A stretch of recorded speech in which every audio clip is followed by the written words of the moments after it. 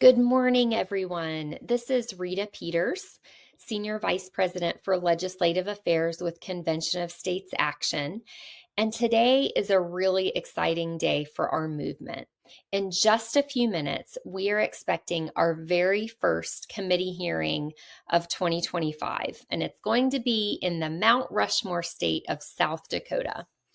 Our resolution, SJR 502, is about to be presented in the South Dakota Senate State Affairs Committee.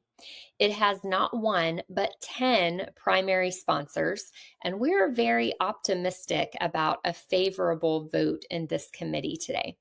Senator Rick Santorum is standing by to give testimony. And I wanted to give you just a little bit of behind the scenes information about what you're going to see today, or at least what we expect. You'll see our sponsor introduce the resolution, and then he will introduce Senator Rick Santorum to give about a 5-minute presentation about Convention of States and to take questions from committee members. After that, our strategy is to just have a handful of our grassroots volunteers actually give oral testimony, and they'll keep their remarks very brief. And I want to tell you why. In South Dakota, the way they do it is they give the opposition the same amount of time as the proponents of the bill take in order to testify. We think we have the votes locked down in this committee, so we're planning to keep our testimony brief so as to not open the door and give the opposition too much time to go on with their nonsense. We want to save the committee from that. We have also been told that Senator Santorum will be given the opportunity to do a rebuttal after the opposition is finished. So we always appreciate those opportunities to do rebuttal and find that really helpfully. And we do expect that probably our state director, the wonderful Shirley Meyer, when she gives testimony, will ask that, or someone will ask that the grassroots supporters who are in the hearing room all stand up so that the committee members can see the strength of our grassroots support in South Dakota. And let me tell you, I have been told that Pierre, South Dakota is a very difficult place to get to. So the folks who are there in that committee hearing room are dedicated and committed, and I just want to thank them in advance for being there. Now, if our resolution receives a favorable vote in the committee today, we expect it to then be read onto the floor later today and be up for a full Senate floor vote as early as next Tuesday. So everybody stay tuned because Convention of States action is on the move in South Dakota.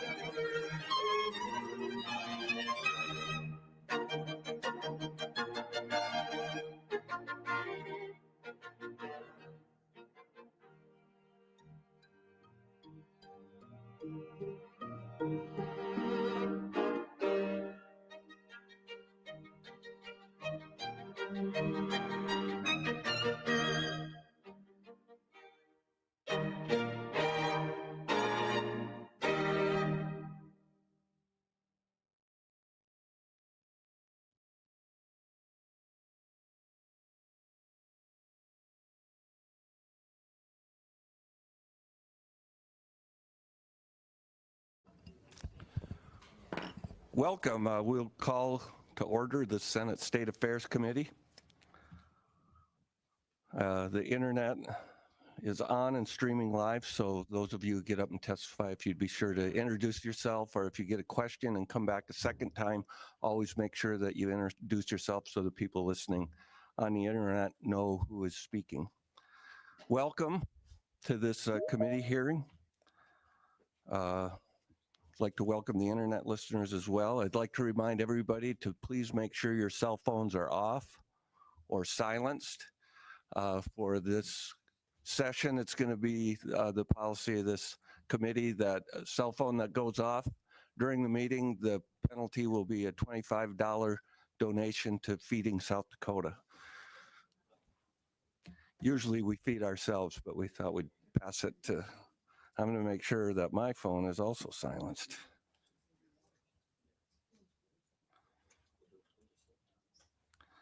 Okay. Secretary, please call the roll. Senator Beal. Here. Dybert. Here. Jensen. Here. Carr. Here. Larson. Here. Peterson. Here. Pischke. Here. Perry. Here. Mehlhaff. Here. Mr. Chairman, we have a quorum. Thank you, sir. At this time, we have Pages in the audience. I'd like you to please come up to the microphone, introduce yourself, let us know where you're from, what your future plans are, and if you have a good joke, you can share it, but you don't have to. My name is Gage Miyake. I'm from Webster, South Dakota, and I guess I just came for more experience. I'm definitely interested in going into politics, and I enjoy watching the news a lot, so this is definitely the place I want to be right now. Thank you. Welcome. Good morning, everyone. My name is Whitney Martinson. I'm from Watertown High School, and I'm a junior there. In my future, I would also like to explore politics or law. And thank you. Thank you. Thank you for being here to help us. I'd just like to remind everybody that if you have anything that you want to distribute to the committee, work with the Pages, hand it to them, and have them pass it out. I don't suppose there's any personal privileges among the committee members at this time. So if not, yes. Oh, absolutely. Senator Peterson. Thank you, Mr. Chair. Well, it's a rare opportunity that I get to introduce my husband. He's in the back. Former House Majority Leader, Bill Peterson.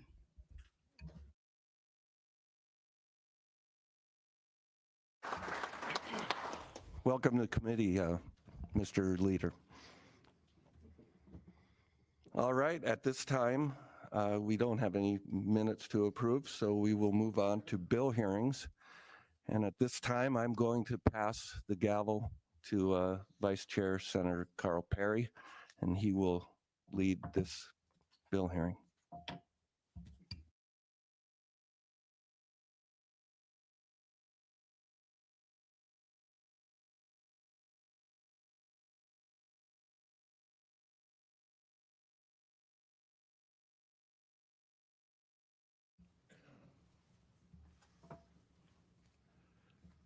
The bill number is SJR 502 and applying to the United States Congress for the Convention of States to propose amendments to the United States Constitution regarding the importance of fiscal restraints on the federal government, further limiting the power and jurisdiction of the federal government, and limiting the terms of office for members of Congress and other federal officials.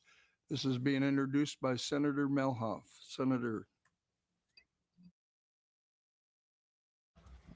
Thank you, Mr. Chairman, members of the committee. My name is Jim Mehlhaff. I'm the senator from right here in District 24, the center of the state, the best place on earth.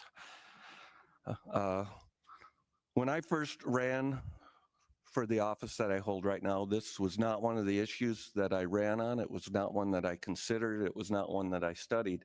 However, through the course of the campaign and my service, I was heavily lobbied from both sides on this issue, and eventually came to grasp a greater understanding of it and to form a strong opinion on it. I'm priming this now because, as we've all seen, the state of the federal government, it's out of control. We have a nearly $37 trillion debt. Government waste seems to be unimpeded.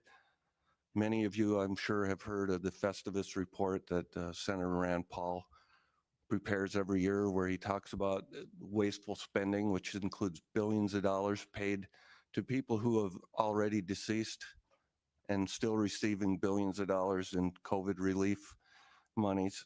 There's the study of whether cats get motion sickness when they're on treadmills, and many, many more things that the government just wastes our money on. And I don't think that the Congress or the federal government has the fortitude to actually do the right thing and put curbs on the federal spending.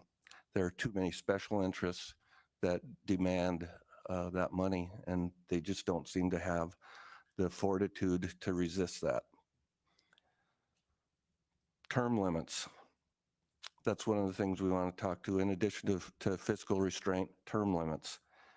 I looked up earlier today the 50 longest serving members in Congress. Of those 50, 12 of them died in office. 9 of them are still serving today. All of them have been there well over 40 years, or served well over 40 years. We recently heard the story of a Texas representative who went missing for 6 months and was discovered living in a memory care unit in Texas. Still on the payroll, her office still functioning, still Facebook posts and other social media posts about what was going on, totally disconnected and not in control of her office or representing her constituents. We have a history of that in our own state. One of our longest serving members of Congress, Carl Munt, had a stroke in office and served his last 3 years unable to fulfill the duties of the office, and but refused to resign. We all have seen recently Dianne Feinstein, who used to be a very powerful, articulate senator from California. We've seen her over the years fade away to the point where the last time I saw her in committee hearings, she didn't understand the process and didn't know what she was supposed to do, and sadly, she eventually died in office. We need to do something to make sure that our states, our constituents across this nation are represented well in Congress, and that their concerns are being administered to by their representatives. And finally, the power of the federal bureaucracy is out of control and needs to be restrained. I recently read an article by Supreme Court Justice Neil Gorsuch, where he talked about how the federal bureaucracy is exercising not only executive authority, they're exercising legislative authority, and they're exercising judicial authority. Some of that has somewhat been curtailed by the overturning of the Chevron case, but I know that it's going on. And in my own personal experience, as many of you know, I'm a retired state employee, spent many years running the grain warehouse program at the PUC.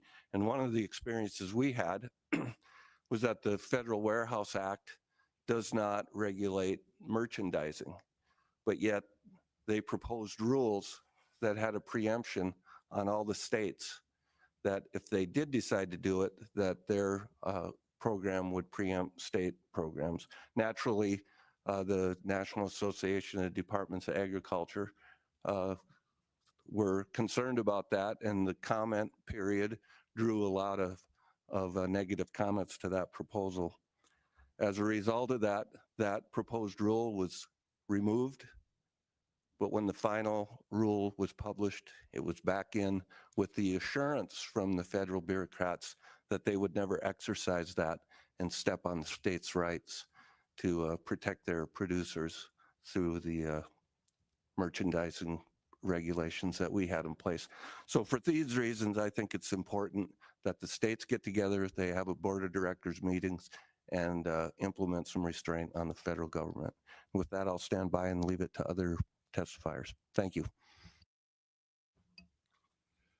Thank you, Senator Mehlhaff. We will at this time do two different things. First, we're going to have the proponents on this, and then after that, we'll have opponents on it. So that we're perfectly clear, want to make it fair for everybody. I was given the guidance of 30 to 40 minutes. So because I'm in charge, it's 35 minutes. That's just the way it's going to be. And if you like that, that's wonderful. If you don't, it's 35 minutes. So let's move on. First proponent.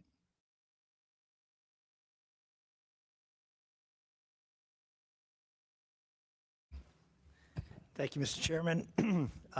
I'm former Senator Rick Santorum from Pennsylvania.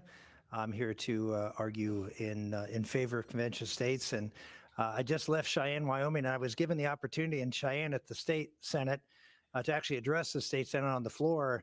And before the pro tem recognized me, he told a joke. So you said we should tell a joke. So I'll tell you the joke that was told yesterday in the Senate in Wyoming. The pro tem said that yesterday he went online and bought a chicken and an egg. And then he said, I'll let you know which comes first. So there you go. Don't use that against my time, please. But I thought it was pretty good. Anyway, it is great to be here. What I'd like to do first in discussing this is just to walk through how a convention of states operate. You'll hear a lot of things that there isn't knowledge as to how this works. But let me assure you, what you know here in the legislature is that you operate under two sets of rules. One is the rules you pass, and the other is something called precedent. And precedent, whether it's in a court or in a legislature or in life, is something that is a guiding principle and is stuck to unless there's reason to break the precedent, and then it's usually voted on to break the precedent. And so what we do have is a long history of precedent of how conventions of states has operated. What we do know also is not just by precedent, by rule, and by court decision, is that a convention of states won't be called unless 34 states pass language that is basically identical in all 34 states. There have been over 400 conventions of states been passed by legislatures throughout the course of our history, but we've never had one. And the reason we've never had one is that there has never been a time when 34 states have passed the exact same language. And so we know that. That's true. And so when people say, well, yeah, you could pass a convention of states and you come, and then it could run away and anything could happen. Well, you can't make the case that you need 34 states to pass the exact same language. Why? Because the Congress has said and the courts have said that the language is the guiding limitation as to what the convention is about. And they wouldn't aggregate things that were not similar because it would not limit the convention. So if the courts and the Congress have said we won't aggregate 34 states unless we have language that is specific as to what the convention is about, you can't argue that when the convention's called, they can do anything they want. It is in fact limited. So number one, 34 state legislatures have to pass the exact same language. And the language before you today is the exact language that 19 other states have passed, not a comma different. And the other language we're considering in Wyoming and others, the exact same thing. So you will be considering language that will limit the subject matter at the convention to the things that are there. Number one. Number two, once the convention is held, as I mentioned, there are rules that will be adopted, but there's precedent as how they have run in the past. There have been dozens of conventions of states and state compacts that have been run, and all of those prior to the Constitutional Convention in 1787, as well as those after, have been run with one state, one vote. Why? Because it's not a convention of the country, it's a convention of the states. And the states are sovereign entities, and so each state will have a vote. We know this. It's the precedent. It's how it's always been done. The Colorado River Compact was done by a convention of states. California got one vote, Utah got one vote, Arizona got one vote. This is the precedent by which they will be guided by. So when you pass this, it'll take 34 other states. Once that happens, a convention will be called. Once the convention is called, the states will come and gather together and they will debate this. And the purpose of the conventions, just be very clear, because people talk about runaway conventions, terrible things can happen. First, it won't run away, it can't run away. Number two is that when the convention is called and people come together, they do so for one purpose. The purpose of the convention is to propose amendments. Today, the House and Senate of the Congress could propose amendments to the Constitution. I don't see anybody running around with their hair on fire that somehow or another something horrible is going to happen, because Congress right now has the power to propose amendments. You say, well, why don't they propose amendments? Well, because they know it's damn near impossible to pass anything, because 3/4 of the states have to ratify whatever is proposed by Congress. And whatever is proposed at this convention, 3/4 of the state legislatures, 38 legislatures, have to pass this language. To stop this from being passed, one body in 13 states has to do nothing. They don't have to vote no, they just don't have to vote. And I know it's not the case here in South Dakota, but the easiest thing for a legislature to do is nothing, is simply ignore the matter. And so the reason this doesn't happen, and the reason that we've never had a convention of states is, number one, it's hard. It's really hard to get 34 states to agree to do something like this. And number two, it's darn near impossible. We've only had 17 amendments passed since the founding. And if you look at them, every single one of them at the time they were passed had 80+% favorable. 80+% of the public supported it. So the idea, I hear this, that, well, we're going to lose the Second Amendment or something radical could happen. I'll tell you how you lose the Second Amendment.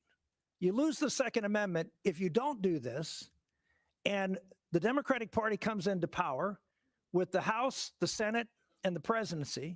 They eliminate the filibuster. They pack the court with 12 or 13 justices, and that's how you lose the Second Amendment.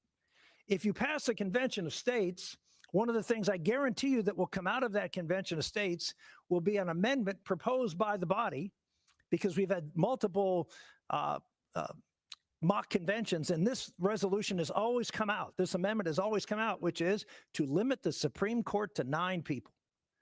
And I say that because not only is that a great idea and it would protect the republic, but it's also very likely to get 38 states to ratify it, because you're really not changing anything.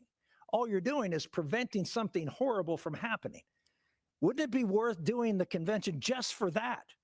Just to protect the republic from someone, stuffing the ballot box at the highest levels of our country, if you will, at the Supreme Court, to get radical things done. This is not, people say, well, we're worried about bad things happening or radical things happening. In fact, you should be the opposite. This is an opportunity to stop horrible things from happening. Finally, I want to say this, that I don't know if, I'll ask any member on this panel, any person out here who doesn't believe that our country is headed for a fiscal catastrophe. $1 trillion of debt every 4 months. That's what we're accumulating. $1 trillion every 4 months.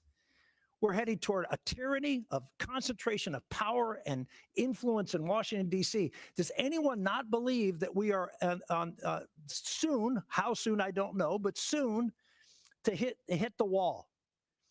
I don't know of anybody who will raise their hand and say, no, I don't believe that's going to happen. I suspect none of you on the dais believe that's not going to happen. So here's my point. If you're standing across the street and the house is on fire and you know it's going to burn down, do you cross the street and take the risk that a car might come by and hit you? And the answer is, well, heck yes, because there might be something bad that can happen to me if I cross the street. Very little possibility because I don't see any cars. But you cross the street because you know something bad is going to happen if you don't step in. Ladies and gentlemen, Alexander Hamilton in Federalist 85, at the end of Federalist 85, is the last one. He made this case for the Constitution. But at the end, here's what he said. He said, well, you know, if I'm wrong, you have Article 5. If things get carried away, you have Article 5. Ladies and gentlemen, things have gotten carried away, and we have Article 5. Everybody at that convention in 1787 had one thing in common. They were like you. They were state legislators. And they wanted the states to be in charge because they trusted the states to limit the tyranny.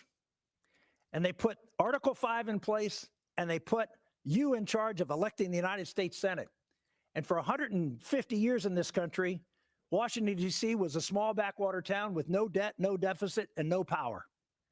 And then the 17th Amendment came down. People say, well, the Constitution was perfect as written. It very well may have been, but you changed it.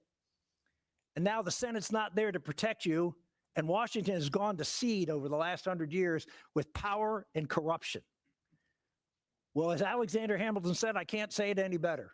You have Article 5, and the country needs you to use it. Thank you.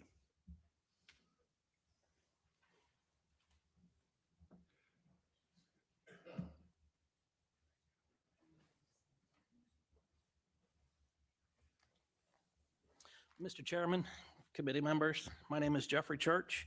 I'm from Vermilion, South Dakota, District 17. I'm a 30-year active duty Army veteran. I started as a private and retired as a full colonel. That included 2 tours of combat in Afghanistan, 2 tours in Iraq, and 1 tour in Kosovo. So I have a long history of supporting and defending the Constitution of the United States. A little bit of my education. I have a bachelor's degree in political science, a master's degree in public administration, a Juris Doctorate of Law, and I am currently a PhD student. So I'm averagely educated at the very least. I wanted to remind everybody that the Article 5 call that we are talking about is, as Senator Santorum said, found in the Constitution that we all have sworn an oath to defend. It's in Article 5, which is why we call it an Article 5 convention. And one thing that was not previously mentioned was those delegates at the Constitutional Convention, they voted unanimously to put this Article 5 Convention of States into the Constitution. It was one thing that they unanimously agreed on with almost no debate, so that in the future, which they could foresee, that an overreaching federal government could be reined in by the states. Now, that's the purpose, and that's what we should use it for. The items in this call for the convention are not foreign concepts to those of us in South Dakota. Imposing fiscal restraints on the federal government is found in our state constitution in Article 12, Section 7, where we discuss the need for a balanced budget. The limiting of terms of office for federal officials is found in our state constitution. Article 3, Section 32 sets term limits for our federal senators and congressmen. Now, it's not enforced due to a ruling by the Supreme Court, but it is still in our state constitution. Also in our state constitution, Article 3, Section 6 limits our state legislature's terms. The difference there is it's qualified by the word consecutive, but we have term limits in our state. and for limiting the power and jurisdiction of the federal government, although it's not specifically identified in a specific article or section of our Constitution. We do find it in our state GOP party platform. There are several references to it, and I would encourage you to look at that party platform, which we as a GOP approved less than 1 year ago in our own state convention. There's often an argument that approving a call for a convention would turn over our legislative authorities to unknown, untested people, which is incorrect because the state legislature, this body, determines who those commissioners will be that go to the convention and represent South Dakota. The state legislature decides who those commissioners are. They issue the commissions to those commissioners. The state legislature determines if there will be any rules for punishments or recall if a commissioner violates the commission given to them. So there are control measures to prevent a, quote, runaway convention. And as Senator Santorum said, there's more likelihood of a runaway federal government, which we are seeing today. There are more controls placed on this call of a convention of states than there are on our federal government. And with that, I would like to encourage the members of the committee to vote yes on Senate Joint Resolution 502. Thank you.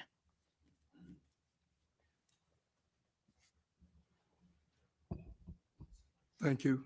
Further proponents?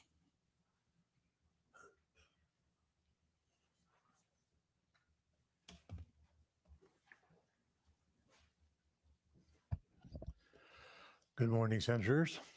My name is Manny Steele, and I'm from Sioux Falls. I'm asking you to vote yes for SJR 502. Article 5 is given to us by our founding fathers to use as a protection against a runaway government. We can obviously see how the federal government controls many areas that should be under the control of you, the state senators. They should be allowed to make those decisions. Article 5 was written specifically for this purpose. Those who wrote our Constitution knew this would happen because it's happened before at every other democracy there's ever been. What's caused it? A runaway federal government. But what about a runaway convention? Which I don't believe happened. But we did end up with our present Constitution. In that case, whatever happened, I'm glad it did, because I'm very pleased with the Constitution that we now have. Our federal government has the right to amend our Constitution and has done so 27 times. That's the same right our Constitution has given us through our senators if the people choose to use it. All I ask is that you give the people of our state an opportunity to use the right given to us by Article 5 of our Constitution. Thank you.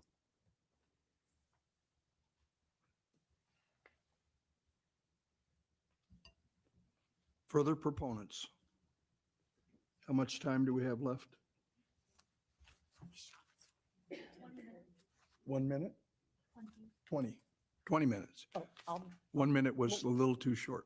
won't take me that long. Could you distribute these? Thank you. Good morning, Senators. My name is Shirley Meyer. I'm the State Director for Convention of States. I'm also a volunteer for the Convention of States. I am a veteran. I also worked in civil service for about 50 years before I retired, and then I volunteer my time at Convention of States. I am very worried. I'm going to tear up and I'm going to get emotional because this makes me emotional, so forgive me. I am very concerned about our country, and especially over the last 15, 20 years, we have had so much concentrated power put into Washington, and Washington controls things.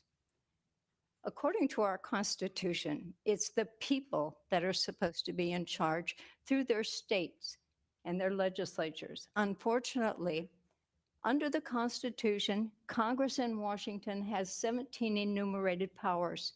The rest of it belongs to the states under the 10th Amendment. The 10th Amendment doesn't have any teeth to it anymore. It has lost its teeth because the courts and the states, unfortunately, have given their power to Washington, and Washington dictates what will be done. That's not the way our founding fathers wanted it. We need a convention of states to break up that monopoly in Washington and bring the power back to the states and to the people where our founding fathers put it. And the only way you can do that is through an Article 5 Convention of States for proposing amendments. There's a whole process which they have discussed already. That's basically what I want. I want you to vote yes on SJR 502. I handed out these are letters from people who could not be here to testify, but who wanted their voice heard. I am asking the chair, I have many people here that want to testify, but we know our time is limited. So I am going to ask if it's okay if I have all the South Dakota Convention of States supporters, please stand up. Can I do that? You can't do that. You can't do that?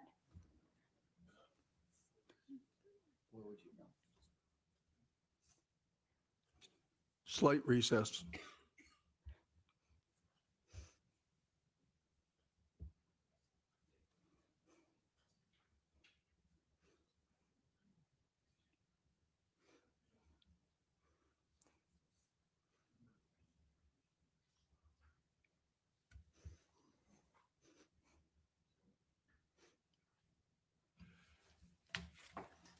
We can acknowledge the people that you have here, but we have a decorum program. And so what we can do is if you have people that are prepared that we're going to stand for you, if you want them to come up to the mic and say, me too, identify themselves and say, me too, we can allow that. But we can't allow just everybody to stand in the room, okay? Okay, that is fine. Well, I ask you to vote yes on SJR 502, and I am going to ask all the people, come up in line. I've already had them sign in and just do a me too like they said. And I thank you, committee.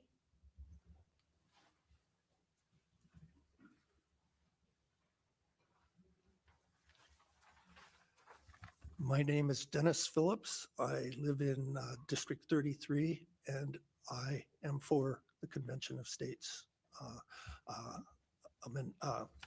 resolution. Thank you, Dennis.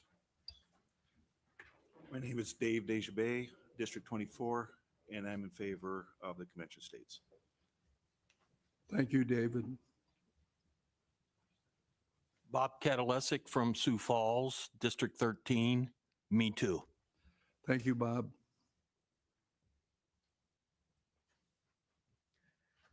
Scott Lewis, District 35, Rapid City, and I support Convention of States. Thank you, Scott. John James, Rapid City, District 32, me too. Thank you, John. Mike Weiler, Rapid City, District 34. I support an Article 5 Convention of States. Thank you. Clayton Peterson, District 4.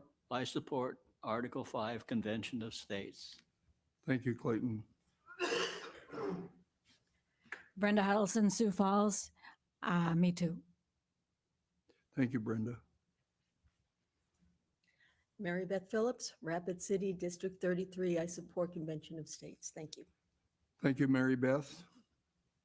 Janet Voigt, District 33, Rapid City, South Dakota, and me too. Thank you, Janet.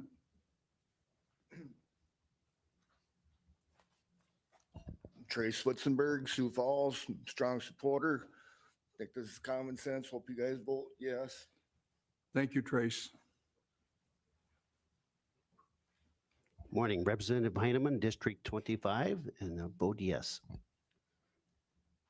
Thank you, Mr. Representative Hyman. Mr. Chair, if we're done with the Me Too's, may I make a brief statement? Go ahead. Representative Phil Jensen, District 33. I believe it was in 2014, when a busload of us legislators left an American Legislative Exchange Conference and went to a meeting at Mount Vernon, and it had to do with, it was kind of an organizational meeting regarding convention of states. There was over 100 legislators there from 34 different states, and 13 of them were from South Dakota. I will just say that it is way past time for South Dakota to get behind a convention of states. Thank you. Thank you, Representative Jensen. Further proponent?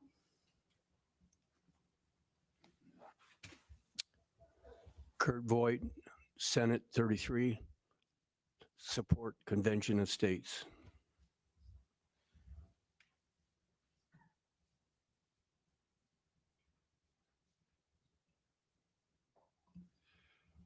Any other proponents? We will, more proponents, any online? No other proponents. We're going to move on, and we're going to call for the opponents to testify. Opponents.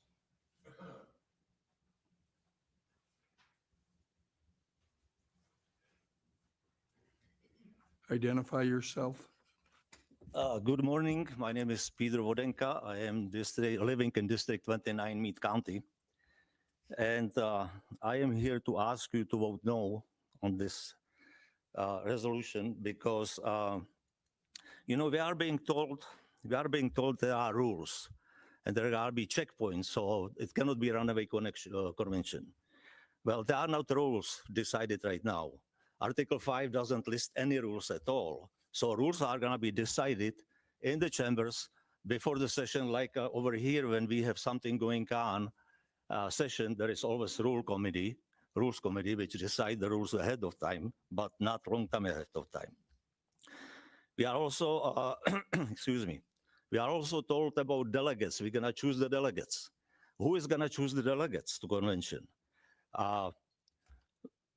What guidance are they going to have? None of it is actually spelled out. How would they be selected? How would they qualify? Would they be politicians? Would there be lawyers? Is it going to be farmer, rancher? Is it going to be construction worker? It can be anybody. There are no rules who it has to be and who it cannot be.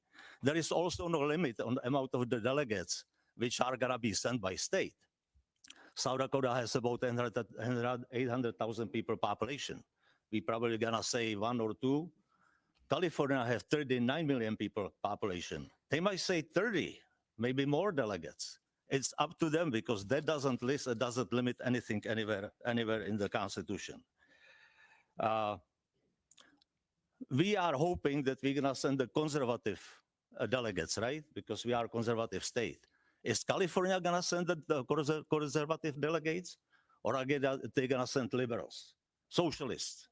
Who know who they gonna send, and every state has its own decisions what they gonna do. I'm sorry, I silenced it. Sorry, I didn't catch it. Yeah, I'm going to stop you just for a second because Senator Mehlhaff is the one that said that we would charge for that. I'm going to ask the Senator Mehlhaff, does that count? This guy owes us $25. $25. Sorry, but I'm okay with that. Okay. I thought I silenced it. It's a good cause.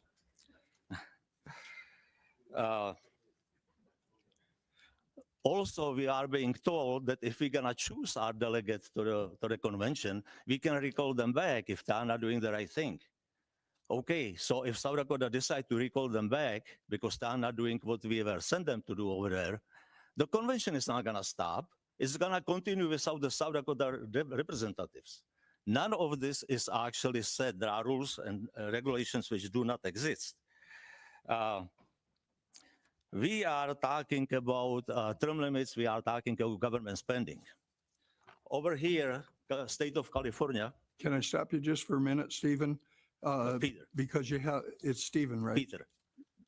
Peter. Peter. All right. See, that's why I'm stopping you is we didn't have your name down real good. It's Peter, Peter, and last name? Vodenka.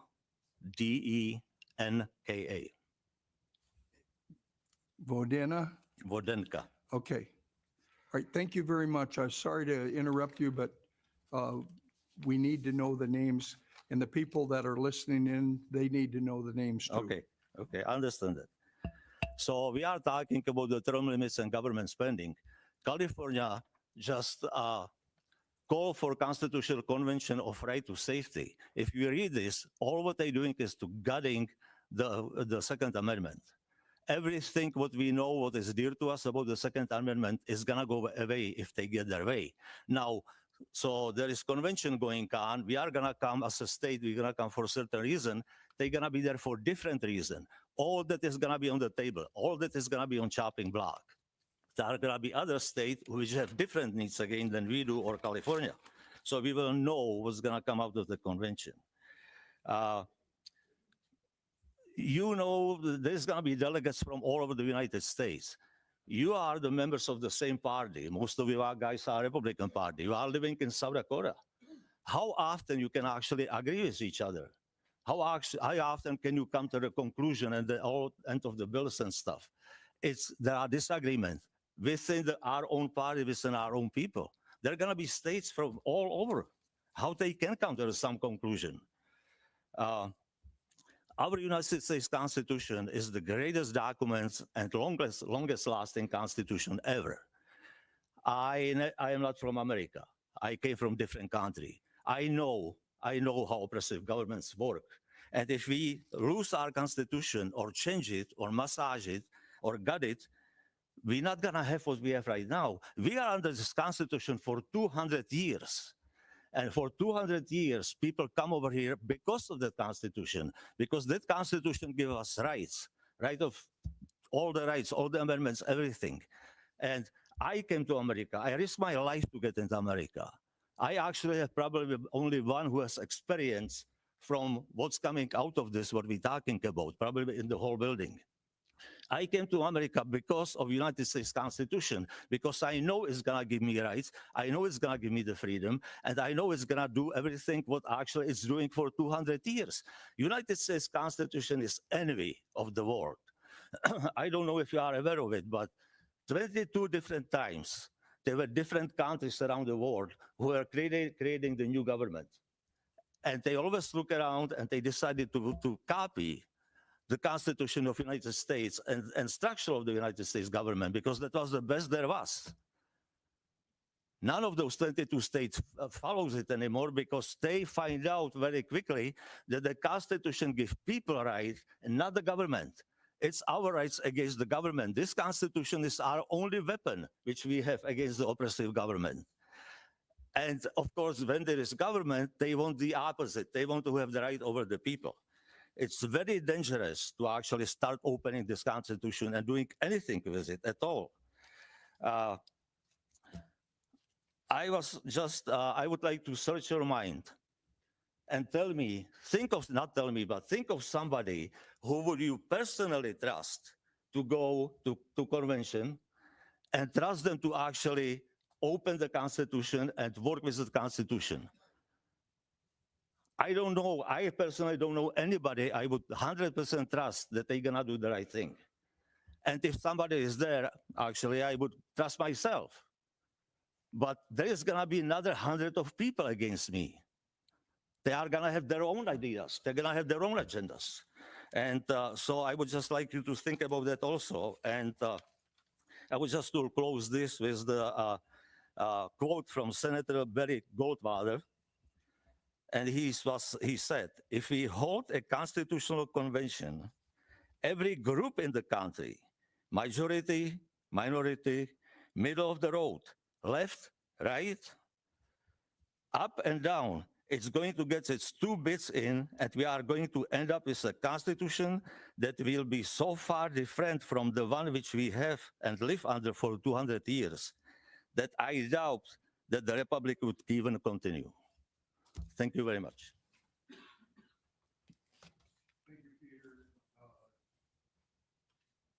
Thank you, Peter. Do we have other opponents?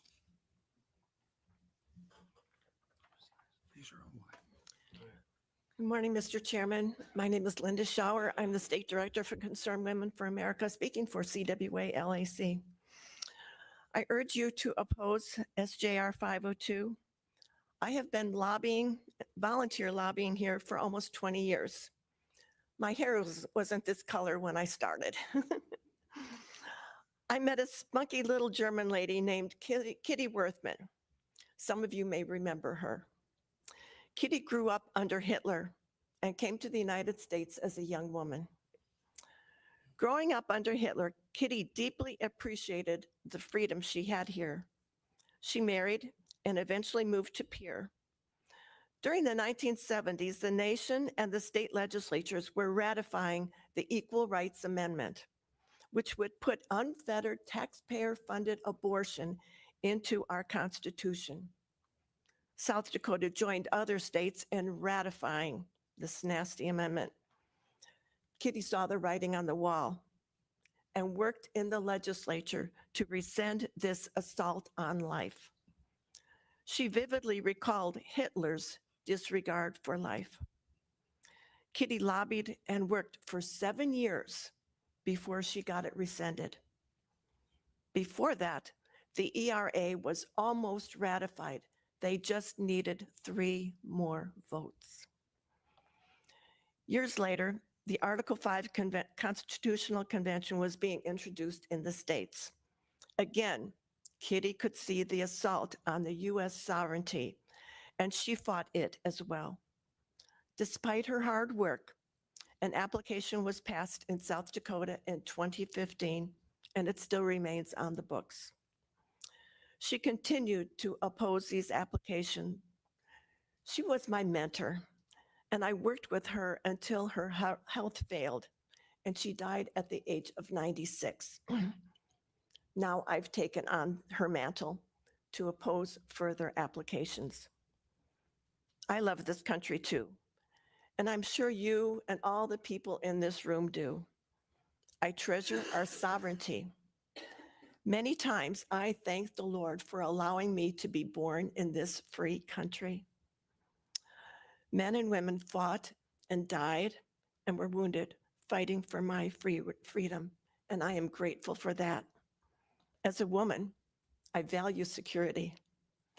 That's why I fight so hard to defeat the Article 5 Constitutional Conventions.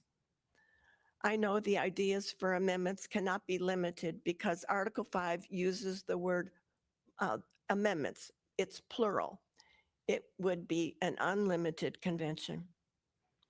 I fear the measures that have been suggested for amendments: elimination of the Electoral College, term limits, elimination of the Second Amendment. Our Constitution and the Second Amendment are keeping our country safe from the globalists. Our Declaration of Independence gives we the people the right to alter or abolish our government. That's what the founders did in 1787, when with much prayer, these brilliant men created our new Constitution. There is a new Constitution awaiting the right time to bring a constitutional amendment, and it's reminiscent of what Kitty lived under. And once a convention has begun, withdrawing our support, if it goes off the rails, will not stop the convention from continuing with its nightmarish amendment proposals. One issue that could easily be brought up is unfettered taxpayer-funded abortion, just like the ERA. Now that SCOTUS has overturned Roe v. Wade, many states are bringing abortion to a vote of the people. We are blessed in South Dakota that we dodged that bullet last November. I suspect more bullets will come. Other states are voting to put abortion in their constitutions. How many more will do so? Would 2/3 of the states approve and place that in the U.S. Constitution? Linda, you need to stay right on the bill. You're adding a lot of extra. Thank you. I'm just about done. Okay, well, you need to be done with the extra, but go with the main point. Talk about 502. This could apply to a constitutional convention. I wonder if 2/3 of the states would approve and place that in the U.S. Constitution. Kitty saw the beginning of Roe. She started a Right to Life chapter in Peer, and on her deathbed, she learned that Roe was overturned. At Concerned Women for America, the sanctity of life is our most important core issue. The Declaration of Independence lists life as our first unalienable right, given by God, not government. Please vote no on SJR 502. Thank you. Thank you, Linda. Other opponents, and I see we have another one in the room. We have about, what, 15 minutes left? 10 minutes left. So we have 10 minutes. We have you and 2 people on the phone. So if you take 10, they get 0. If you take 3, they get 3 each. Yes, sir. Good morning, Chairman, Senators. I didn't ask Peter's permission to make fun of him, but on the ride over here, he said that we You have to identify yourself before it tells anything else. My name's Lee Wetzel. I'm from Rapid City, District 33. Peter said that friends are there to make fun of each other, and to quote a line from Guardians of the Galaxy, Rocky Raccoon, he don't speak a good of English as yous and I's. So sorry, Pete. Okay, today, on a more serious note, today I want to talk about one of the greatest treasures we've inherited, the U.S. Constitution. It's a document that's guided our nation for over 2 centuries, preserving our rights, our freedoms, and upholding a balance of power in our government. But today, there's a group, Convention of States Project, that's asking us to roll the dice on the very Constitution. Let's pause and think, do we really want to gamble with something so vital? A Convention of States sounds great on the surface. They promise to limit federal government, impose fiscal restraints, and introduce term limits. Those sound like good things. It's not the goals that are the problem. It's the method they've chosen. An Article 5 convention, once called, cannot be undone, and there's no way to limit what happens. Delegates who may or may not reflect the will of the people, our state or our nation, could propose any changes they want. Let's not forget history. In 1787, the Constitutional Convention was called to tweak the Articles of Confederation, but the delegates scrapped it and wrote an entirely new Constitution. Imagine what could happen today in our polarized political climate. Justice Scalia once said, "This is not the century to write a Constitution," and he was right. While proponents suggest they know how it should work, the Constitution does not provide any rules for this process. Who picks the delegates? How many delegates does each state get? What stops lobbyists or powerful interest groups from influencing the outcome? The Constitution is completely silent. It's like organizing a basketball game with no referee, no rules, and no out of bounds. Chaos is the only likely guarantee. We all agree that something needs to happen, but we don't need to rewrite the rules. The Constitution isn't broken. The problem is that people ignore it. Instead of gambling with the very foundation of our republic, we should focus on enforcing the Constitution we already have. We have tools like Article 6, which allows states to nullify unconstitutional laws, or a constitutional amendment. Let's use them. But think carefully about what's at stake. The Convention of States project may seem like a quick fix, but in reality, it's a leap into the unknown with everything we hold dear on the line.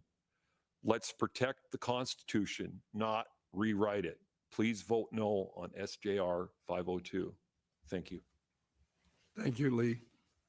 We're going to go ahead and do the 2 online, and When we get them up, let's just tell them they have 2 minutes each.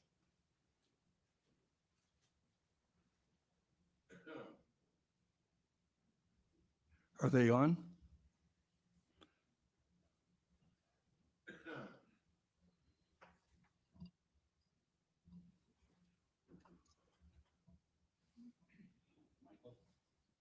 Michael? Yes. My name is Michael Boyle. Can you hear me? You have 2 minutes. Introduce yourself and let's roll. My name is Michael Boyle. I'm a pastor over in Parkston, South Dakota. Thank you for allowing me to share with you. I've lived in South Dakota for about 11 years, and I always have enjoyed coming up and testifying on this bill. Fortunately, I'm on the way to Minnesota to take a bunch of kids to a Bible quiz tournament. But I wanted to just jump on here and to share with you. Thank you to all the Convention of States people. I greatly appreciate your passion for our country. Just real quickly, I only have 2 minutes. I wanted to address something that Mr. Santorum said. He said that Congress is not passing any amendments right now because they know that 3/4 of the states have to ratify. And the reality is that's true. I mean, the reality is that there are no popular amendments. There are no easy fixes that would say, hey, we can do this and it'll take care of the problem. And one of the things that the sponsor said, and Rick Santorum also repeated, was the idea that this is something that the states can do to take back control from Washington. And I don't believe that that's actually true at all. The states are not in charge of this. Article 5 clearly says that Congress is going to call the convention. And in the 80s, in the 80s and 90s, they put forth rules of what a convention would look like. They used the Electoral College model, and they gave those who would represent at the convention immunity, federal immunity, from being charged for any crimes that would happen during that time. And so they're not going to be under the state's control. They're federal delegates. And just as Jeff Church said, that we have laws about our congressmen that for term limits that aren't being followed because the Supreme Court or the federal government is protecting them from those rules. The delegates to the convention would likely have that same protection. And so this is not a board meeting of the states. This is actually we the people, a gathering of we the people, and they have all the rights of we the people, as our Declaration of Independence says. This is not a meeting of we the states. It's a meeting of we the people. It has plenipotentiary power. And I don't think this is a good time to open up our Constitution. I was just reading an article yesterday about a lady out in California says it's time for a new Constitution. And she wants to get rid of the Senate and go to something that's much more direct to one state or one vote, one person, one vote, not one state, one vote. And so I would just appreciate you guys thinking about that and voting no on this resolution. Thank you very much for the opportunity to testify. Thank you, Michael. And now we'll move to Eldon Stahl. Eldon, you have 2 minutes. You need to introduce yourself. Are you on? 2 minutes. Can you hear me? Introduce yourself. You hear me, sir? Hello? We can hear Okay, you. well, good. All right, my name's Eldon Stahl, and I'm from Evanston, Wyoming, formerly Mitchell, South Dakota, but I'm opposed to SGR 502. Wyoming has rejected this idea every year, just like South Dakota has for over a decade after many long and drawn-out floor debates. So I have some questions. Have you ever heard of a convention, proponents of a convention citing either the wording of Article 5 or any of the founding fathers explaining how a convention could or would be limited in subject matter? Well, neither have I. Number two, how about anything in Article 5, federal law, or even relevant historical examples, not interstate compact conferences unrelated to amending the U.S. Constitution, as to how delegates for such a convention would be chosen, delegate qualifications, or even how many votes a state would have at such a convention? Nope, just trust us. 3, where is the provision in Article 5 for stopping a convention if it goes outside its intended agenda? There are lobbying groups bringing in over $10 million per year flying their lobbyists like today to states like South Dakota or Wyoming, paying them over $300,000 per year. I have the IRS report, by the way, and swearing a convention would be limited. But why can't they find this language? 4, they say, we know the rules for a convention. Really? Where are they written? Can we read them? When? How? And how will they be enforced? Why does it always turn out that when pressed, convention proponents admit that these so-called rules are only suggestions and that the real rules will be drawn up by the convention itself? Feel free to ask them. Bypass Congress seems to be a rallying cry for proponents. But did you ever hear them talk about how Article 5 of the US Constitution specifically allows Congress to bypass the state legislatures? Why not? Article 5 clearly states that Congress chooses the mode of ratification, either the state legislatures or special state ratifying conventions. Can convention promoters cite anything in Article 5, statements by founders, or even federal law detailing the rules of those ratifying conventions, or how the states or the people challenge Congress's choice of the mode of ratification? Last question. Did the convention lobbyists... Eldon, this will be the last because you're over time. So make it a quick question. Okay. Did the convention lobbyists mention that Congress has proposed 33 amendments and the states have ratified 27 of them? That's 82% chance of ratifying 5 out of every 6. Why didn't they mention this? They seem to act as if this is just going to be an academic exercise and nothing will come out of it. Do you think they don't know this? Well, after decades of trying, they've just had the central message of trust me. We call that a con game. And I urge you to please vote no on SJR 502. Thank you. Eldon, thank you for your time. Okay, that was all the opponents, and we had all the... There's one more. I got 1 minute.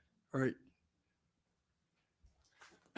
We'll give you 1 more. Hi, thank you, Mr. Chair. My name's Stu Swerk. I'm a retired Navy captain. I live in Springfield, South Dakota. I wear many hats, as they say in the Navy, but I'm representing myself with respect to this topic. Politics is a messy business. You all know it firsthand. People at the national level know that as well. The notion that somehow an altruistic convention of states is going to be held, and the proponents are saying there's going to be these strictures that you can't stray from the boundary of the rules or whatever is proposed with respect to running it and so forth. The notion that that is going to be allowed to stand without any attempt to corrupt the process is absurd. There have been forces in this country who have been trying to undermine and destroy the Constitution literally from its origination, from its adoption. Okay, and the ideological left in this country would love to use a mechanism to usurp the Constitution and the provisions in the Bill of Rights. Like, while the Convention of States is focused on 2 great issues, which everybody probably in this room supports: limiting spending and so forth. The fact of the matter is, the left will throw gallons and eons and buckets of money at the problem to corrupt the process. And if we don't think that that's going to have an effect on the outcome of the Convention of States, we're naive in assuming otherwise. This is not an altruistic effort. This is going to be corrupted by the same forces that have corrupted DC. And therefore, I do not want to see the Constitution opened up to changes that we cannot even foresee at this point in time. Therefore, I would urge you to vote no on this resolution. Thank you very much. Thank you for your comments. We have now had both the proponents and the opponents testified. Now we have a rebuttal by the sponsor or a proponent of the sponsor, whatever you feel appropriate.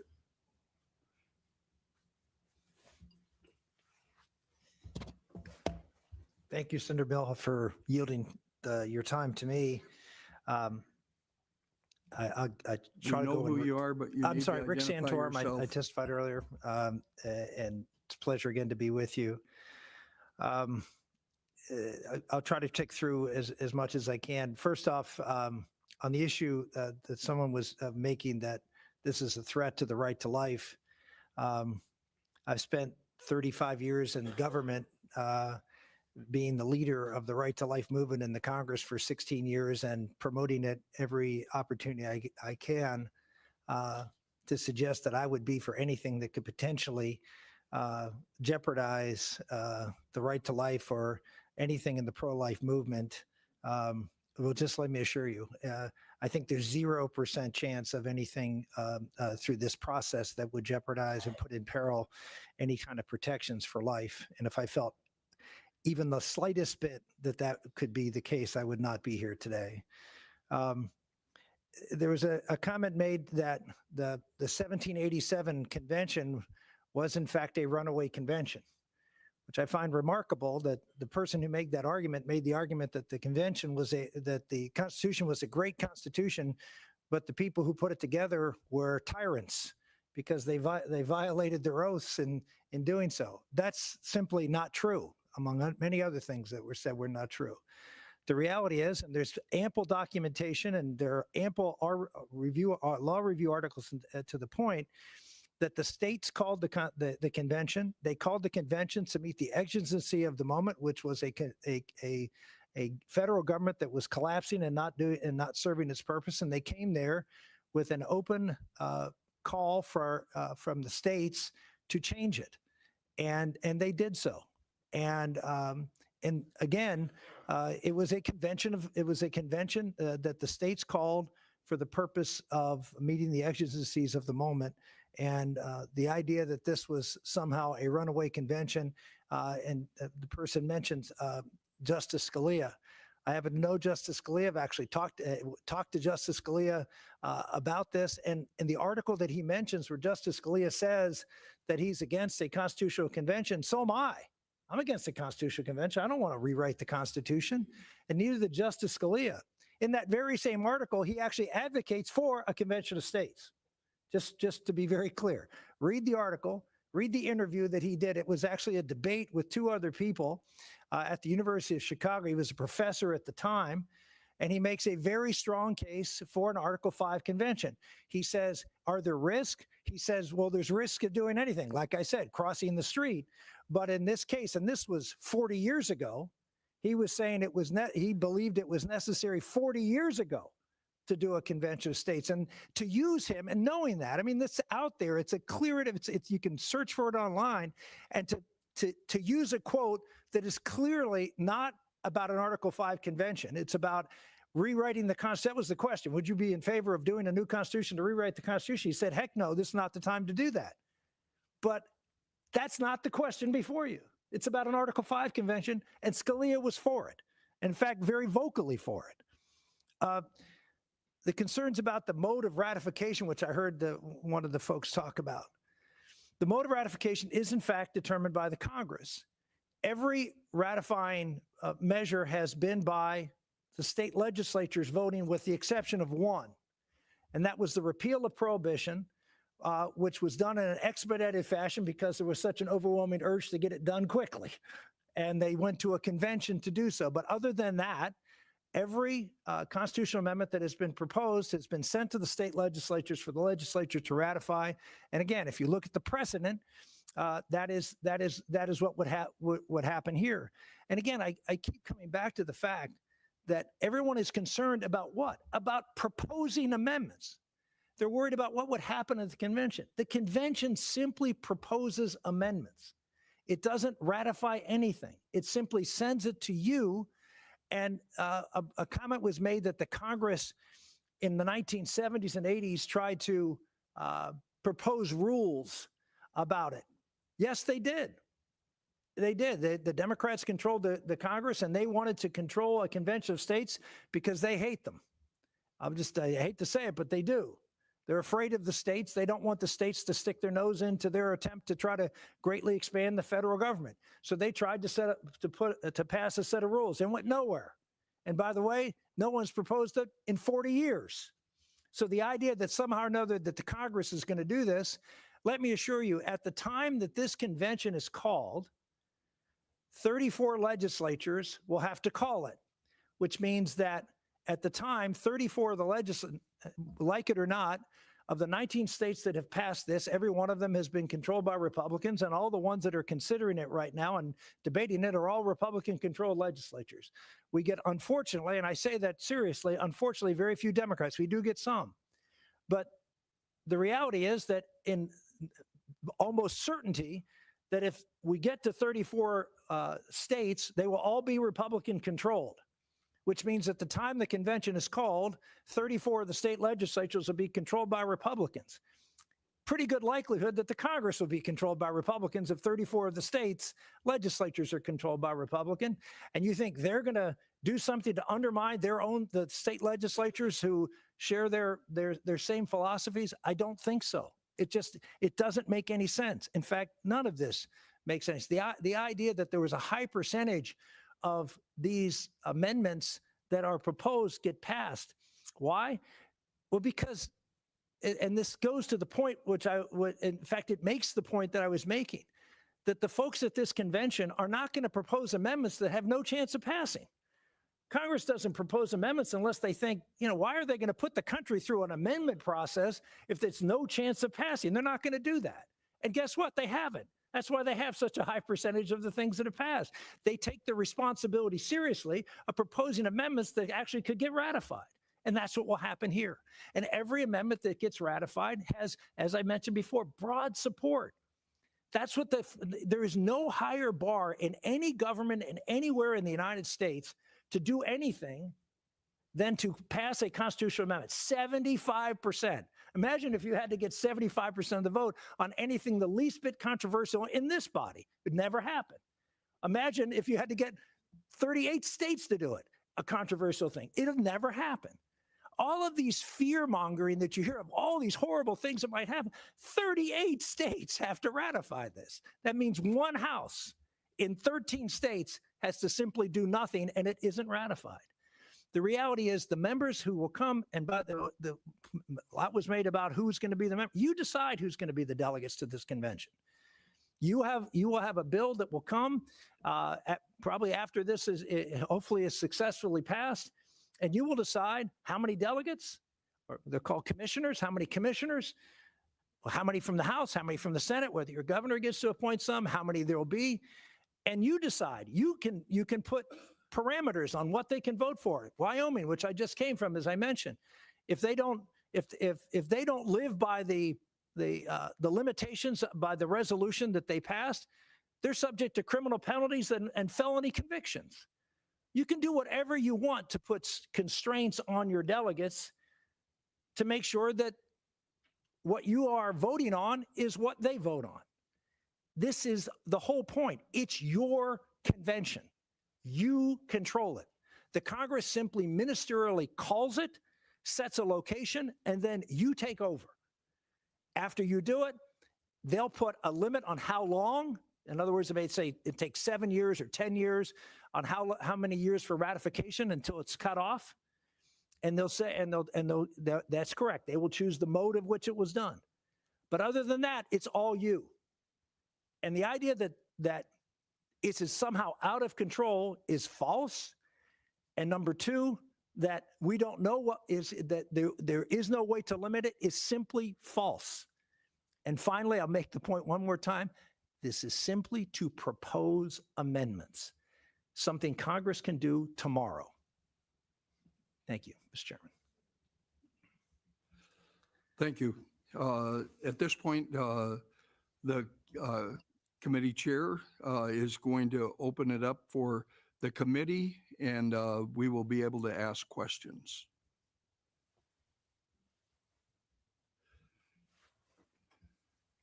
Mr. Chair. Yes. Thank you, Mr. Chair. Question for Senator Santorum, if you would be so kind to come back to the microphone, please. A couple questions for you. Some of the opponents have raised some concerns I want you to address, if you could. The idea that we don't know who the commissioners will be, right? Just for the sake of argument, I want to entertain that idea, that hypothetical. And let's say if South Dakota and a lot of other states would send some of their most liberal commissioners to this convention. What would be the result of that? And how would that play out in your mind? if they sent some of their most liberal members, they would probably vote against anything to limit the power and scope of the federal government. And they would probably vote against limiting the spending and taxation of the federal government. And they'd probably vote against term limits. They'd probably be there to vote against all the things that are going to be proposed by the body. Follow up? Okay, and so our commissioners then would not vote for what's germane to the call. Correct. Right? And follow up. And so let's say that a lot of other states are voting.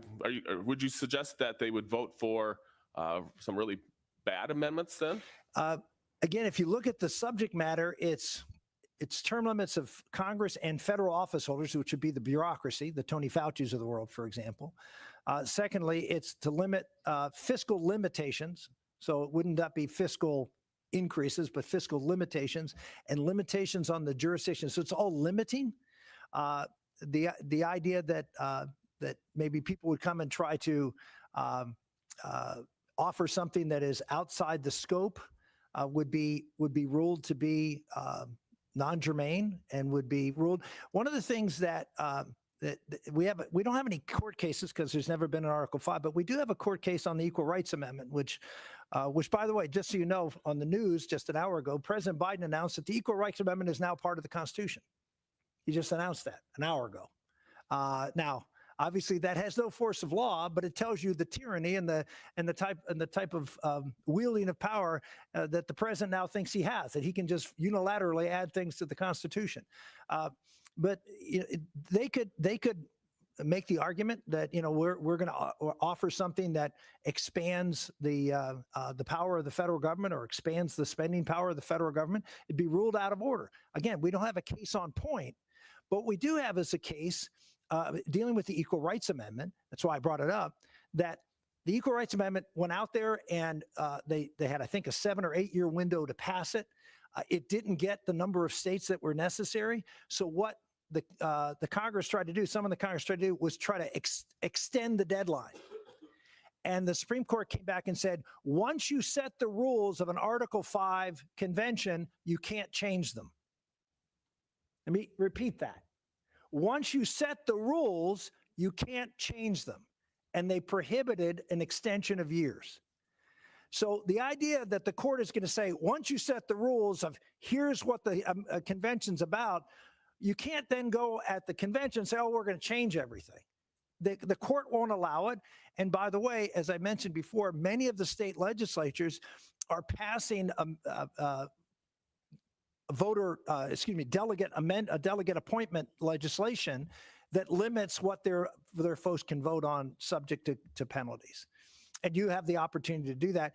We've been working with the American Legislative Exchange Council to come up with a model bill for states as to how to appoint their delegates. And obviously you can look at that or anything else at other states. I think 10 or 12 other states actually have delegate selection bills that have passed that that already lay out the process of how your delegates are selected. And by the way, all of them, the legislature selects the delegates, not the Congress.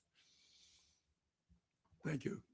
Thank you for your testimony. And Tom, we're going to let you do a follow-up after somebody else gets a chance because you've had 3. We're going to go to Senator Dybert. Thank you, Mr. Chairman. A little latitude. I have about a 3-part question, if that's okay. You can have up to 2. Okay. Okay, I'll try to condense 2 of them into one.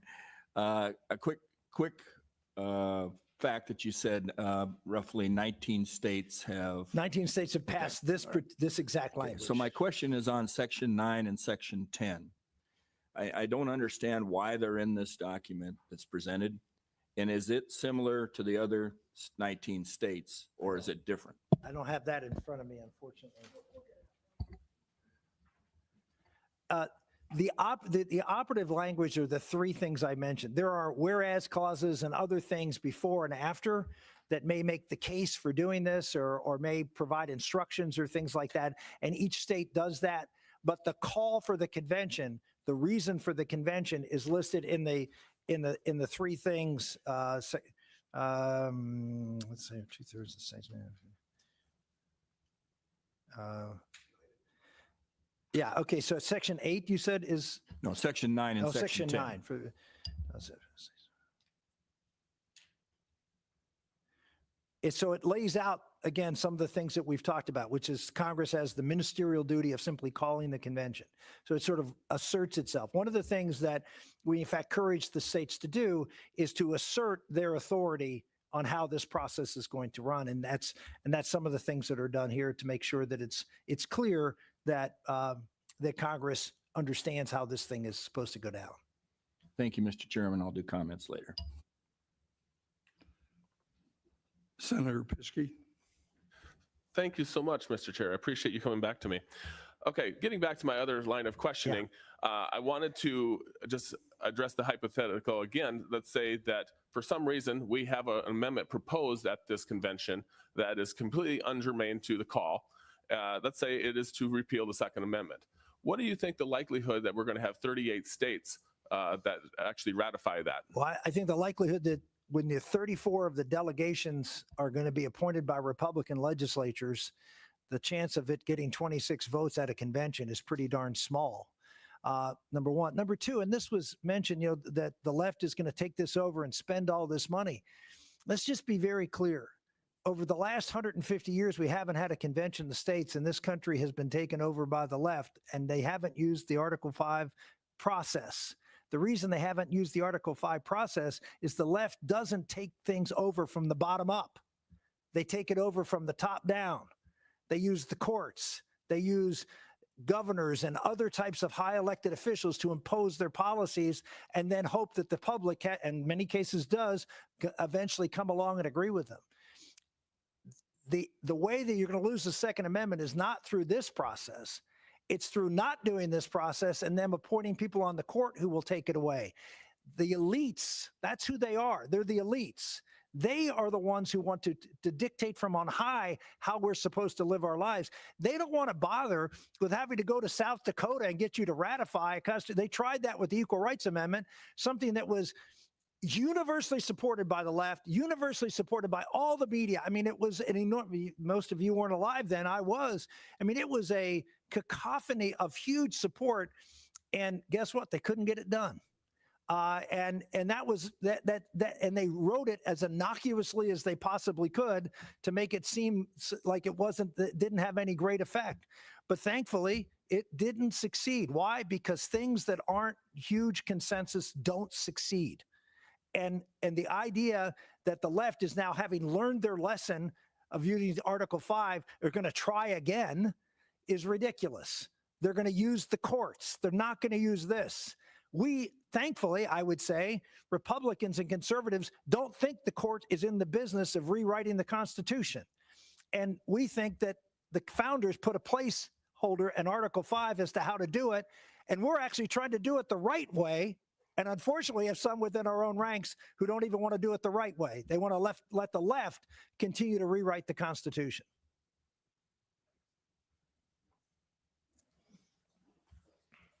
Other committee questions? Senator Carr. Thank you, Mr. Chair. Thank you for being here, Senator Santorum. Thank you, Senator. Clarify for me, you had, I think, mentioned this, and if I misunderstood, you can correct me, that there's been dozens of conventions since 1787. There's been conventions of states. For example, I mentioned the Colorado River Compact. It wasn't an Article 5 convention. We've never had an Article 5 convention, but we've had other conventions of states. And when when they passed it, I think it was 7 states in the Colorado River Compact. When they passed it, they passed it. They passed a delegate selection. They selected their delegates. The delegates went there. And by the way, when they came together to write a compact for the Colorado River, they didn't try to ban abortion. They didn't try to rewrite the Second Amendment. You know what they did? They put a Colorado River Compact together because that's what their mission was. And if you look at all the other Article 5 conventions, they were set for a reason. The reason limited to them to what they would do. They put a bunch of rules together so they could work together. And then they did what they were called to do. I try to just imagine any one of you being picked at this to be a delegate at this convention. With all due respect to your public life, it'd probably be the most important thing you've ever done in your public life. The entire state of South Dakota would know your name and know that you're going there to represent the citizens of South Dakota. And you're going to go there and violate the rules that you yourself passed and ignore everything and try to blow up this convention? I don't think so. The country's going to be watching. Your colleagues will be watching. The state, your parents will be watching. I mean, this is the idea that somehow or another people are just will act in completely irrational ways in front of God and country. The biggest thing that we've done in the 250-year history of the country makes no sense. It's not how human nature operates. And the fear that we see out here is simply, in my opinion, irrational.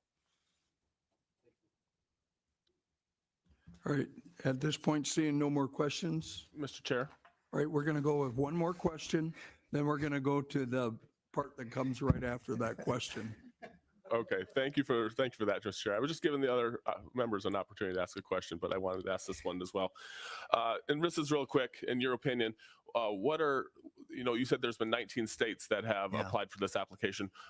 In your estimation, what are of those 19? What are the most liberal, most blue states that have passed this? Wisconsin is, I would call a purple state, and they're probably the one that's I would stick out. I mean, most of the other states, Florida passed it when Florida passed it 8 years ago when Florida was hardly a red state back then. In fact, Ron DeSantis was one of our sponsors when he was in the state legislature there. So that was 10 years ago. So I would pick out those two states. Georgia has passed it. North Carolina hasn't passed it. It passed the House last year. We got caught up in the end of session thing and we didn't get it passed, but we very much believe we'll pass in North Carolina this year. So there are states that are a heck of a lot less Republican than South Dakota. That have Arizona is another state that is passed it. Texas, again, Texas is considered a red state, but as you see, the legislature there is not necessarily as red as the state is. They just elected a hybrid, which you will, speaker. So to be able to get through this, in fact, in Texas, just to give you an idea, the Texas is the only state that put a sunset clause on this. So this year, the Texas Convention of States resolution expires. So we're going to have to get it passed again in Texas under, a speaker that is not necessarily considered a conservative speaker. So I just give you that as there are a lot of states that have stepped forward that are not hardcore, if you will, Republicans that have gone forward. In fact, 4 of the states, South Dakota, Wyoming, Idaho, and Montana, are 4 states that haven't passed it. And they're probably the most heavily Republican states in the country. And that's why I'm spending a lot of time up here. We're going to end public testimony at this point. Thank you. And we're going to move now to committee discussion and/or action. So committee discussion and/or action.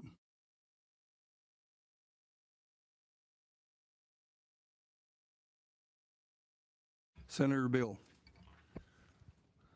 Thank you, Mr. Chair. I would like to move to pass.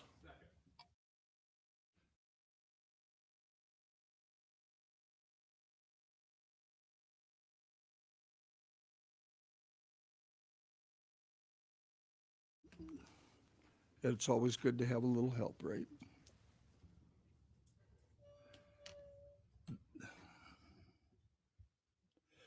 The motion is due pass, and this is for Senate Joint Resolution 502, applying to the United States Congress for the Convention of States to propose amendments to the United States Constitution regarding the imposition of fiscal restraints on the federal government, further limiting the power and jurisdiction of the federal government, and limiting the terms of office for members of Congress and other federal officials.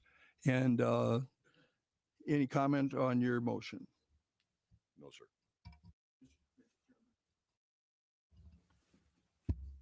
Randy, you have a comment, or excuse me, Senator, you have a comment? Yes, I want to make a comment here.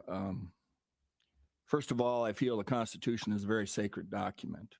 And as this motion moves forward, I cannot drop that. We have section 9 and 10 of this document, and we have 19 states that have a different proposal. I struggle with that. We heard a lot of testimony today that was hypothetical, speculation. I feel it's my job to look for facts. So I just wanted to state that before we vote on this motion. Thank you. Chair. Yes. Mr. Piskey. Thank you. Senator Piskey. Thank you, Senator, Mr. Chairman. Appreciate you calling on me. I just want to know, obviously, I'm supporting the motion. I've seconded the motion. I'd like to see this move forward. One thing that we didn't address that I wanted to have addressed on the record is that regarding the rules, I just want to point out to the members listening and the senators that we actually started our session earlier this week and we didn't have any rules. Not a thing. And I guess I didn't notice that any chaos broke out. One of the very first things is what we did is we organized. We adopted our rules from last year and we operated on those rules. And then just yesterday we had a meeting to make any rule changes and now we're going to adopt those rules. That's the same thing that's going to happen at a convention like this. We're going to organize, adopt some rules, and then we're going to operate under those rules. So that's one thing that was never addressed in questioning, never addressed from the opposition brought that up, but I wanted just to bring that to everyone's attention as well. It's going to operate a lot just like we operate here. And so to say that it's going to be chaos, that was what one of the outcomes opponents said, chaos would be one likely outcome is what was stated. I find that to be not true at all because we have the same operation here. Thank you, Mr. Chair. Thank you, Senator Piskey. And before we call the vote, we're going to we're going to add one more comment from Senator Carr, and then Senator Perry is actually going to say something after Senator Carr. Thank you, Mr. Chairman. Thank you, everybody, for being here. So what I observed today, a lot of people are passionate about this on one side or the other, but more so than that, my other takeaway is I don't think there's a lot of trust in the federal government to solve the problems that we are all observing. But I also take away more so than that there's a lot of love for this country. We love the country, don't necessarily trust the federal government to fix this problem. So my question is, what do we do? What do we do? If you don't like this convention idea, which is a tool as part of the Constitution that was laid out, what do we do to solve this? Because we've been talking for decades. I've been hearing, I'm not the oldest person in the room, but I've been hearing for decades, we'll grow out of it, we'll do this, what our congressmen that we've elected, they're not aware of these issues. They are, but they haven't fixed it. So I don't know what options we have left to solve this and address this. To me, this is a tool that's worth pursuing. Do I know exactly how it's going to unfold? No, but I do think, I err on the side of some of the things that were talked about by Senator Santorum about how this will play out. I think there's enough safeguards in place. The fact that it has to get ratified by the states.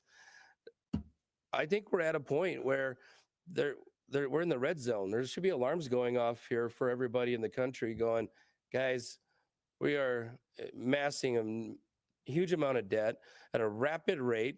We've got all sorts of financial problems and nobody's doing anything about it. We just keep spending. Anyhow, so I think it's time to do something. I'm willing to take this chance despite some of the concerns, which I don't minimize. And I share your love for the country. I share your concern and distrust of the government fixing this. But this is a tool that's set out by in the Constitution. I think it's time to pursue it. I think it's time to get on board with this. So I'm going to support this. Thank you. Thank you, Senator Carr. My comment is very short, and that is that I've had several people contact me in the last couple of days to be an opponent on this, and I've had several people contact me to be a proponent on this. And I believe that all the people that I've talked to are great quality people. They're all South Dakotans. They all love America. They love South Dakota. And so no matter what we do, it is going to be a tough decision, but that's what we're here for. And if we weren't here for that, You know, I don't know what we'd be doing as a country, but this is one of those things where we need to do the right thing. And so if there's no other comments, we're going to go ahead and the motion is a due pass on House Bill number 502, or Senate Bill number 502. Those in favor will say aye. Those opposed, no. The committee secretary will call the roll. Senator Beal. Aye. Dybert. Aye. Jensen. Aye. Carr. Aye. Larson. Peterson. Aye. Pischke. Aye. Perry. Aye. Mehlhaff. Aye. Mr. Chairman, we have 8 ayes, 1 nay.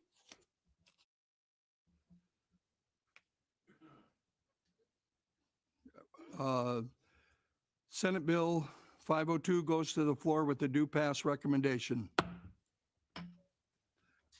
At this point, I'm going to turn the gavel back over to Senator Mehlhaff, the majority leader. Thank you, Carl. Nice job running that bill. That concludes our agenda for the day. If there's nothing more to bring before this committee, I will look for a motion to adjourn. Move to adjourn. We adjourn. Was that Senator Beal motioned? Second by Senator Pischke. All in favor, say aye. Aye. Aye. We're adjourned.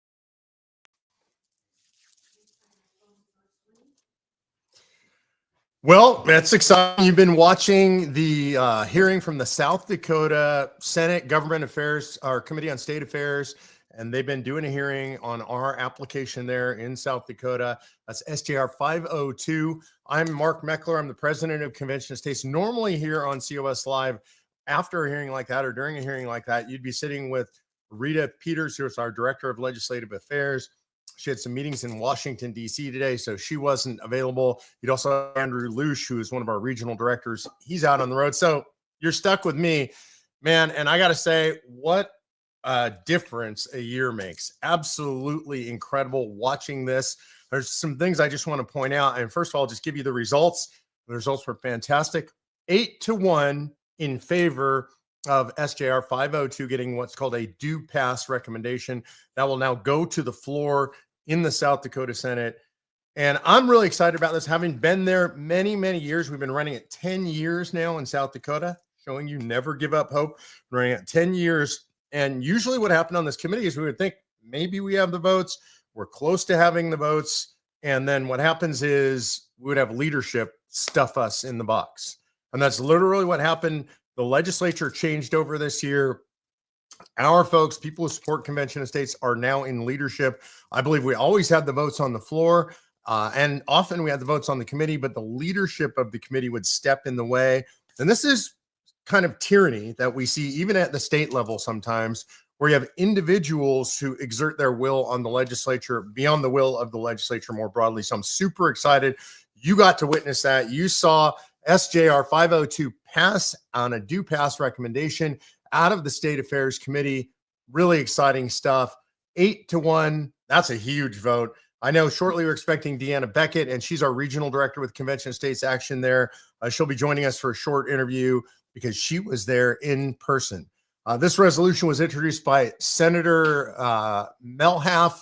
Really exciting. God, we had such great supporting testimony. Senior advisor Rick Santorum was there. He always knocks it out of the park. I feel like every time I think Rick's as good as he can get, he gets better. You did a great job with the initial layout, the initial testimony, and then frankly did an even better job rebutting the opponent's testimony. If you watch this hearing, one of the things I want you to note is how many people were there to testify in favor versus those testifying against. I also want you to note there are a couple people who came in via not video because we didn't have video, audio feed on the internet, and one of them was from out of state. One of the things that always happens, you get a lot of out of state digital testimony. Almost all the in-state testimony is pro. I don't know what it was, 5-1, 10-1 there in the room in favor of Convention of States. The folks that testified for Convention of States, I got to note Shirley Meyer, always our state director, absolutely a force of nature. Shirley Meyer's one of a kind. She's been with us the whole time. She's been a stalwart leader. I believe we're going to get this done. I want her to see this happen now, as much for anything, as much for the country as for Shirley Meyer. She deserves the honor of being there when this passes, and I think we have a good chance of having that happen here. I think one of the most memorable moments for me was listening to the first gentleman who spoke in opposition. I think his name was Peter, and just listening to the fear. And look, I understand the fear, but it's important to remember that very often fear is irrational. And that's what I heard out of the opponents, was just irrational fear. They don't understand the way this works. They don't care to understand the way it works because they've been overcome by fear. What's going to come out of any convention is a suggestion. Senator Santorum talked about this pretty extensively. The only thing that comes out of one of these conventions are suggestions. We could call it a suggesting Convention of States because they would suggest proposed amendments. And those suggestions then go out to the states for ratification. Somebody brought up, they thought we're going to lose the Second Amendment. You know, there are 29 states that have constitutional carry. That means you go out, you buy your gun, and you carry it. No permit required, right? 29 states have that. How are you going to get 38 states to ratify a repeal of the Second Amendment? You have 24 states where you can carry your handgun inside the state legislature, 14 states where you can carry a long gun like an AR, loaded, chambered, sling it across your back and sit in the gallery and watch the proceedings. And somehow the opponents say that you could pass an amendment to repeal the Second Amendment. It's just absolutely ridiculous. They also say that they're worried about a leftist takeover of the convention. We hear this all the time, except virtually every leftist group in the United States of America, all the major ones whose names you would know, they've actually come out against calling a convention of states. And so the left, I don't understand. They're completely unified against what we're doing because they're worried about the repeal of 115 years of progressivism. They're worried about returning the power to the states. The leftists don't like that. And when I say leftists, I want to be really clear what I mean. I don't mean Democrats. I don't mean that broadly speaking. We have Democrats all across the country that support what we're doing. When we do polling, and we've done national polling, we find that a vast majority of Democrats are in favor of what we're doing. Regular people, when you say term limits, balanced budget, limiting taxation and spending power of the federal government, when you say you want to take power away from the federal government and giving it back to the states, the vast majority of Republicans, Democrats, and independents all support that. This is not a partisan issue. And you heard testimony today. It's not a partisan issue. The left opposes this broadly. But when I say the left, I mean leftist leadership. I mean the people who like centralized power in Washington, D.C. I mean the giant unions that like centralized power in Washington, D.C. because that's where their big headquarters are. That's where they can get big stuff done. So it's not Democrats that oppose this. This is not a partisan thing. There's not even policy built into Convention of States. This is a debate about who decides. That's fundamentally what Convention of States is. You saw this today in the South Dakota legislature. Again, I want to give kudos to the grassroots. If you haven't been to South Dakota, you can't understand the geography and how difficult this is. Pierre, South Dakota is in the middle of the state. It's a very small city. I think the total population of Pierre itself is something like 28,000 people. And the major cities in the state are actually located on either side of the state. Sioux Falls and Grand Rapids, Sioux City and Grand Rapids. Well, I don't know. Man, my geography is bad. Anyway, the major cities, either side of the state, forgive me if I'm getting that wrong, and the capital in the center, it's a long drive. It's a long way. This time of year, there can be weather. I don't think there was today. It's early in the morning. People have to drive all the way across state, all the way across the farmland. It's It's a sparsely populated state. I've been there many times. I've lost count of how many times I've been in Pierre. There's one airline that flies into Pierre, I believe. Sometimes there's 0 airlines that fly into Pierre, but it's to get there is hard. And when we fill a hearing room like that, when you see all the people who showed up there inspire that 8-1 vote on a due pass motion, it should make your heart thump. And I hope you like seeing that as much as I like seeing that. I hope you like knowing that we're willing to send Senator Rick Santorum to a cold part of the country, to the middle of the country, to testify on your behalf, on behalf of the grassroots, on behalf of the Constitution, on behalf of the country. That's not easy stuff to do. It's not easy for Rick to go away from his family and be there to do that. I hope you appreciate leaders like Shirley Meyer been in the fight. I think Shirley's been around 10 years, been in the fight virtually the whole time. I hope you appreciate every single grassroots activist that was willing to be there in that chamber testifying. I hope you appreciate the legislators who are there willing to speak on behalf of this measure. I hope you appreciate the 8 versus 1 who voted for it. Those people, they had some constituents probably who called them up, who didn't want this to happen, and yet they were willing to do what was right. I mean, I know I appreciate it. I find it incredibly inspiring. Producer G, I don't know if we have Deanna or if we think we're going to get Deanna. There we go. Okay, so we have live the regional director, Deanna. Deanna, why don't you tell us what you saw, what you experienced? Give us a little bit of your impression of this. Well, I'm not on the ground today, actually, because I know with Rick Santorum, with Shirley Meyer, our state director, who has been in the fight 10 years, and all the supporters and our grassroots, we've been doing this for a long time, and they know what they're doing. And I knew I didn't need to be on the ground for this first vote. And it is so exciting to see the results of the fruit of their labor, basically. This is my home state. This is where I started volunteering in Convention of States, and Rapid City is the right city. So you had half of it right in each of it. So you're right. You're almost right on. But yes, that's where I came from, and District 33 is kind of my home district. So watching this all evolve, and all the proponent, opponent. It just brings my heart to a thump. I actually, when I heard the phrase "due pass," and I'm going to get teary, I teared up. We haven't heard "due pass" for many years, and we have been in this battle, and it's just exciting to see this first win. And I think we're going to see many more wins. Hey, I have a question for you, Deanna. I mean, when you started in Convention of States, that's where you lived, and this is how you got involved in Convention of States. So what's it like for you looking back? We've been fighting this 10 years in South Dakota, is that right? So when did you first get involved, and how have you seen things evolve from your perspective as a volunteer many years ago to all the way up to being a regional director now? Certainly. I started the day after, or however many, few months after you came to town. You had your cowboy hat and cowboy boots on, and it was at the senior center on the west side of Rapid City.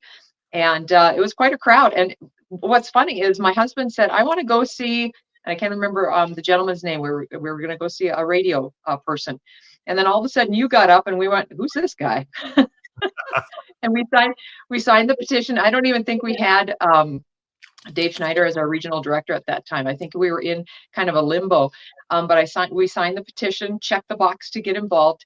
And it took about 6 months, because we waited and we waited and we waited to get contacted. And about 6 months went by, we got contacted, and we started back in the early days when I think the organization was still developing what a district captain was, what a state director was. And all of this was brand new.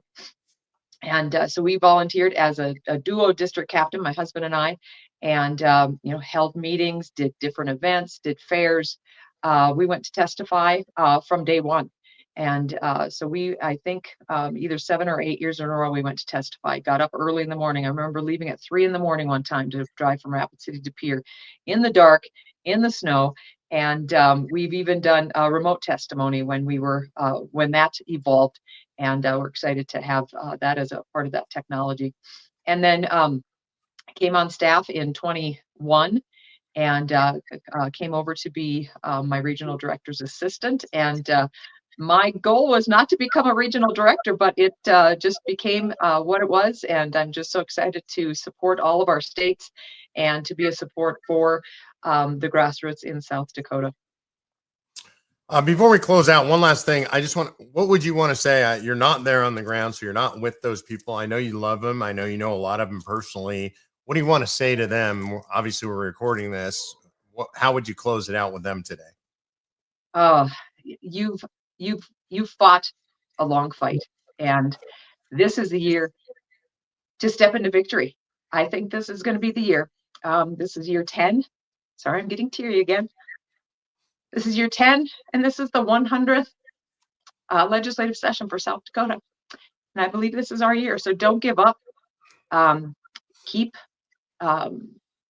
connecting with your legislators, even if there are some that are pretty positive or pretty negative. Keep connecting with them. And once we win, the battle does not end. We just become a past state. And then we got to continue to educate and grow. That's what I have been training our couple of other past states is we've got to continue to grow, because when we get to 34, convention is called. Whatever comes out of convention has to come back to the states. And if it comes back to empty ears, crickets, what we've done up to this point has been useless if we don't continue to build and work and grow and be part of this process. So keep going and look forward to that victory. Deanna, thank you. I know you're out on the road for a long time. I was asking Deanna, so when do you get home again? The last time we were together in Nebraska, and she's like, 25 days. So thank you for all you're doing to be on the road. For those of you who watched here online with us, thank you very much for being with us. I think this is the beginning of a very exciting year. I think we're going to see this probably move to the floor next week in the Senate, and then hopefully quickly through the House. Maybe South Dakota becomes the first state to pass of 2025. I think it's going to be a fantastic year. All the credit belongs in two places. Number one, to our Lord Almighty. We do the work and we rely upon him for the results. Number two, to the grassroots on the ground in South Dakota. Our hats are off to you. We love you guys. We appreciate you. We support you. Let's go get it done.